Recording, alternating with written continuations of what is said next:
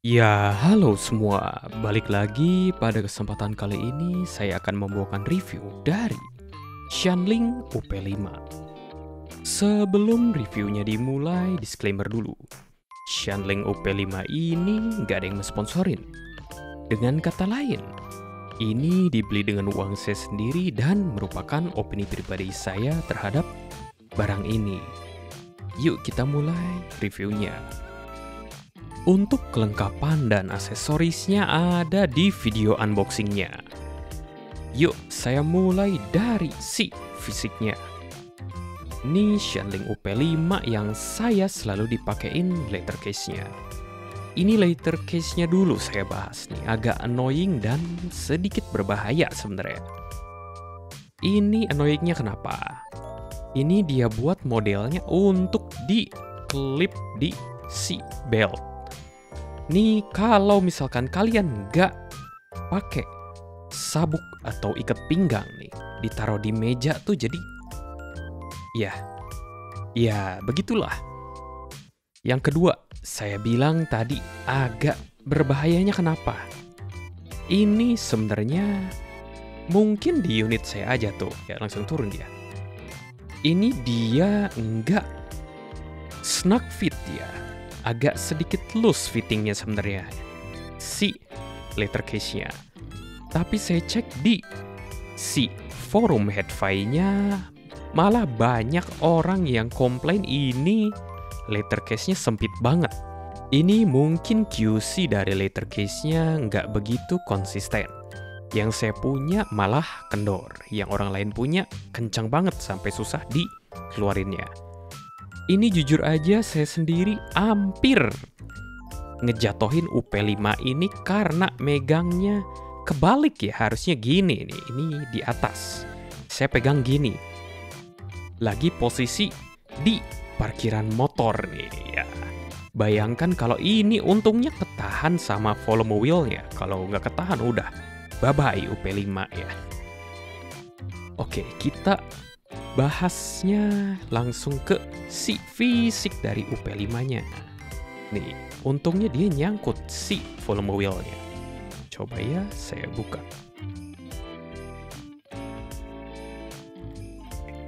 Nih, fisiknya. Ini depan belakang dari kaca. Ini untuk dipandang sih mantep ya. Ini kayaknya jadi slick looking banget. Tapi kalau ditaruh-taruh di meja ini mungkin bisa gores-gores. Dan tentunya ada yang terpenting tuh. Logo Hi-Res. Wow. Oke. Ini si volume wheel-nya satisfying kliknya. Coba kedengeran gak nih di mikrofon saya? Kayaknya enggak ya. Ya udah. Ini feel dari kliknya satisfying. Si tombol sampingnya juga sama. Ini fungsinya apa? Si tombol volume wheel-nya double juga sebagai on off. Si tombol yang kirinya ini multifunction button sih. Kalau ditahan bisa keluarin menu. Gak tau ini. Nah tuh. Keluar gain. Untuk pilihan dual duck atau single duck ini hanya di port 3.5 mm. Ada pilihan filter. Nanti saya bahas juga, ada linear dan apodizing. Ini EQ. Ada apa lagi? UAC 2.0 itu ada yang 1.0 dan 2.0. Bedanya apa? 2.0 dia perlu driver dari Shanling-nya. Ya, ketutup. Ini ada car mode yang saya nggak pakai. Ada pilihan charge on atau charge off. Fungsinya apa? Kalau misalkan kalian berniat dicolokin ke HP atau kedap ya, ini dikasih juga kabelnya. Kabel bawaan Shanling nih, melintir sebenarnya kabelnya, nggak lurus tuh ya. Ininya ke sini, ininya ke situ. Ya, quality controlnya mungkin dari aksesorisnya Shanling bisa lebih bagusin lagi. Hal sepele sebenarnya. Nanti saya masukin juga gambar dari si aplikasinya di sini beserta fungsi-fungsinya. Di aplikasinya ada kayak yang di menu si Shanling UP5-nya untuk nyalain charging on off, car mode, untuk pilih Bluetooth codec selection, Ada juga untuk setel, kalau dia nyalain UP5, volumenya default di berapa. Ada juga pilihan prom tone. Neutral prom, dia hanya bunyi beep aja. English prom, dia bahasa Inggris sesuai namanya. Si prom tone ini bunyi kalau kalian nyalain UP5-nya. Pairing juga dia bunyi. Selain itu juga kalau lowbat dia bunyi. Ngomong-ngomong masalah lowbat, sebelum firmware version yang terbaru di 1.60 kalau nggak salah firmware-nya, di unit yang saya setiap kali lowbat yang indikator lowbatnya pun ngaco. Dia masih sisa 2 jam tapi udah dibilang lowbat. Permasalahannya kenapa? Jadi untuk lowbat notifikasinya dia bunyi setiap 30 detik sekali sampai baterai UP5-nya habis. Jadi contohnya kayak apa? Misalkan kalian punya sisa baterai yang bisa untuk play musik 2 jam. Jadi selama 2 jam tiap 30 detik sekali ada bunyi. Battery low, battery low, battery low, battery low. Untungnya di firmware terbaru dia udah nggak bunyi setiap 30 detik sekali. Selain itu juga ada switch mode UAC yang tadi persis di menu device handling UP5-nya. Untuk Bluetooth codecnya di HP saya Redmi Note 9 Pro, LHDC, aptX HD, aptX Low Latency dia nggak bisa dipilih. Ya bisa dipilih tapi dia nggak berfungsi. Tetap keluarnya AAC atau aptX biasa. Selain itu juga ada pilihan untuk brightness dari LED-nya. Ada juga screen off timer. Setiap berapa detik layarnya baru mati. Selain itu di tab audio dia ada pilihan single atau dual DAC, pilihan gain dan juga channel balance. Selain itu ada juga pilihan dari filternya. Di sebelah pilihan audio ada juga tab equalizer dan juga instructions yang isinya quick start guide. Langsung aja saya bahas ke soundnya. Soundnya si UP5. Gambaran besarnya gimana? Gambaran besarnya ini warm. Musikal, tapi nggak overly warm kayak produknya iFi. Untuk tonalnya kayak begitu. Dia bass dulu deh, boleh. Ini bassnya nambahin sedikit weight ya, presentasinya dia weighty berbobot.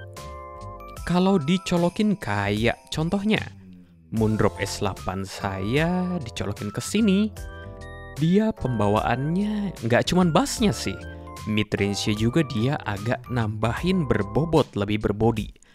Jadi terkesannya lebih apa ya? Karena presentasinya S8 yang sedikit ramping, jadi ya istilahnya lebih pas lah untuk si bobotnya. Untuk treble-nya ini bukan smoothing sih, tapi memang nggak begitu tajam aja. Jadi istilahnya gimana ya? Kalau dihubungin sama teknikalnya, si detail retrieval-nya ini lumayan oke, terutama kalau dibandingkan sama si UP2 ataupun UP4. Ini udah jauh lumayan kerasa deh perbedaannya di treble-nya. Selain itu juga kalau misalkan ada yang nanyain, bedanya apa sama UP4? Si UP5 ini presentasinya sedikit lebih netral meskipun dia masih warm ya. Karena UP4 dia lebih warm dari sini. Untuk teknikal lainnya, kalau stage-nya ini bukan yang termegah sih, tapi ya nggak sempit juga. Untuk imagingnya ini, in my opinion, untuk harganya 2 juta lumayan oke lah. Ini karena memang pembawaannya yang nambahin body juga sih, terkesannya jadi lebih realistik aja objek-objek suaranya. Untuk separasi ya lumayan terpisah lah. Tapi ya memang nggak bener-bener tajam kayak si ini nih. Di pojok kiri ini E1DA9038D ya. Sedikit teaser, saya kemarin baru sikat si E1DA ini. Perbedaannya, kalau si single-ended di dual dark mode dan single dark mode, dan juga sama true balance kayak di portnya 4,4 mm Pentacon dan 2,5 mm. Ada beda signifikan nggak? Ini saya tes di Blessing 2, Moondrop S8, Hana. Ini si dual dark mode-nya 3.5 versus si balance yang 2 ini. Bedanya cuman di power. Tonalnya beneran identik, bahkan sampai teknikalnya pun saya susah bedainnya. Nggak berasa jomplang banget ya contohnya. Kayak Hibi R5S saya dulu sempet review tuh. Si R5S dia kalau colok ke balance kerasa. Teknikalnya dari stagingnya, imagingnya, detail retrievalnya dia naik. Sedangkan si ini identik banget. Bedanya apa? Contoh, kalau biasa saya setel lagu nih, Blessing 2 misalkan di 3.5 single-ended mode ya, memang single-ended. Di 3.5 dual dark mode, volume 17. Kalau di si balance nih, dia volumenya jadi 14 dan 13, antara 13 atau 14. Kalau volumenya disamain ya, istilahnya kayak di volume matching gitu lah. Pakai kuping sih volume matchingnya, nggak scientific juga. Istilahnya kalau volume matching ini bener-bener kalau saya blind test pun bakal susah bedainnya untuk 3.5 dual dark mode dan balance-nya. Selain itu bedanya, single-ended ada single dark mode dan dual dark mode. Single dark mode-nya dia jadi lebih apa ya? Lebih bulat suaranya, lebih rounded lagi, detail retrieval dan semua teknikalnya sih sebenarnya lebih turun. Plusnya baterainya lebih hemat. Ngomong-ngomong baterai nih, battery life-nya kalau di si mode balance saya cuma dapat 5,5 jam. Klaimnya bisa berapa jam tuh? Jauh dari klaimnya lah. Tapi ya si klaimnya juga itu dia ngetesnya pakai AAC ya, bukan LDAC. Kalau di 3.5 dual dark mode saya dapat 7,5 jam. Dengan asumsi yang teknikalnya identik, tonalnya juga identik, saya sih pilih mending pakai 3.5 dual dark mode aja. Selain itu juga, kalau misalkan dicolok perbedaannya, kabel versus LDAC, bedanya apa? Terasa perbedaan. Kalau di kabel dia kedua ujungnya lebih extend, bassnya lebih deep. Gak tahu kenapa somehow dia lebih berbobot sedikit loh. Lebih warm juga. Dia lebih warm sedikit. Dan treble-nya dia lebih detail lagi sedikit. Jadi intinya bedanya noticeable nggak? Noticeable tapi memang hanya sedikit. Selain itu yang saya bilang tadi, ada pilihan filter, linear, dan apodizing. Bedanya apa? Kalau di kuping saya yang linear dia lebih warm, lebih apa ya? Mid-range-nya, upper mid-nya sih dia lebih turun.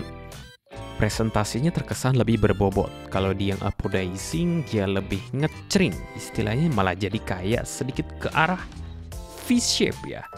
Warm, berbobot bassnya dan ngecering.